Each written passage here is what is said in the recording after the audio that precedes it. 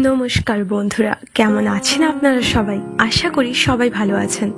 তো আর্মিস, আজকের এই ভিডিওটি অনেক আবেগের, কারণ বিটিএস এর আমাদের প্রিয় সুগা অবশেষে প্রায় 2 বছর পর মিলিটারি সার্ভিস শেষ করে ফিরে এসেছেন।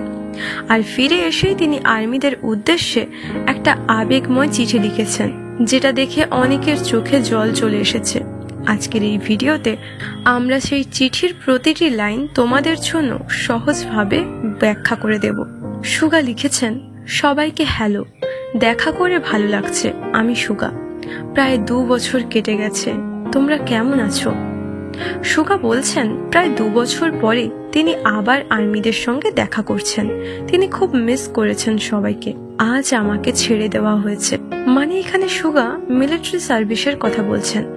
এটা এমন একটা দিন যার জন্য আমি অনেক দিন ধরে অপেক্ষা করছিলাম। তাই কিভাবে তোমাদের হ্যালো বলবো সেটা নিয়ে অনেক ভাবনা ছিল আমার মনে। তিনি জানাচ্ছেন এই দিনটার জন্য তিনি অনেক দিন ধরে অপেক্ষা করেছেন এবং আজকের এই হ্যালো বলাটা তার কাছে খুব বিশেষ ছিল।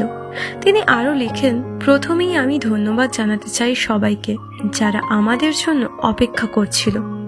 আমি সত্যি তোমাদের খুব মিস করেছি। এখানে সুগা তার সমস্ত ফ্যানদের, বিশেষ করে বিটিএস আর্মিদের ধন্যবাদ জানাচ্ছেন এই দীর্ঘ প্রতীক্ষার জন্য।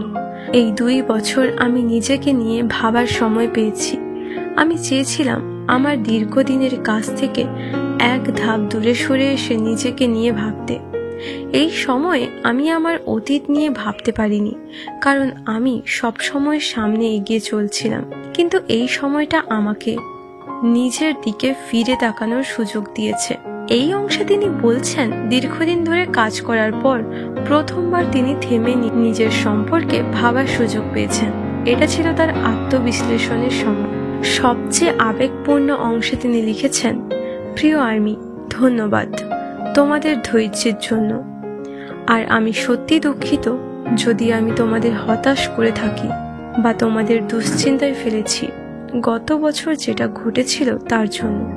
সবচেয়ে বেশি কষ্টের ছিল এটা যে আর্মিদের হৃদয়ে ব্যথা লেগেছিল। আমার জন্য যারা বিটিএস সদস্যরা ভারাক্রান্ত হয়েছিল তাদের জন্য আমি দুঃখিত। এই অংশে সুগা নিজের ভুলের জন্য মাফ চেয়েছেন। তিনি জানাচ্ছেন তিনি বুঝতে পেরেছেন তার কারণে অনেকে কষ্ট পেয়েছেন, ফ্যানরাও বিটিএস সদস্যরাও। শেষে তিনি বলছেন, ভবিষ্যতে আমরা আমাদের সাধ্যমতো চেষ্টা করব যেন তোমাদের দেওয়া ভালোবাসার প্রতিদান দিতে পারি। আমি তোমাদের ভালোবাসি। আমি মাঝে মাঝে তোমাদের খবর জানিয়ে যাব। এটা ছিল তার প্রতিশ্রুতি যে বিটিএস ভবিষ্যতে আরো ভালোভাবে ফিরবে এবং ফ্যানদের ভালোবাসার মূল্য দেবে। বন্ধুরা, এই চিঠিটা প্রমাণ করে দেয় যে সুগা শুধু একজন শিল্পী নন, তিনি একজন মানবিক মানুষ যিনি তার ভক্তদের মনের কথা বোঝেন এবং তাদের কষ্ট অনুভব করেন। তার এই ফিরে আসা বিটিএস আর্মিদের কাছে একটা নতুন আশার আলো। তোমরা কেমন অনুভব করলে এই চিঠিটি পড়ে? কমেন্টে জানাতে ভুলো না। আর ভিডিওটি যদি তোমার ভালো লেগে থাকে তাহলে একটা লাইক দিও, আর বিটিএস বাংলা পয়েন্ট চ্যানেলটিকে সাবস্ক্রাইব করতে ভুলো না। সবাই ভালো থেকো, সুস্থ থেকো। দেখা হচ্ছে পরের ভিডিওতে। বোরা হে আর্মি।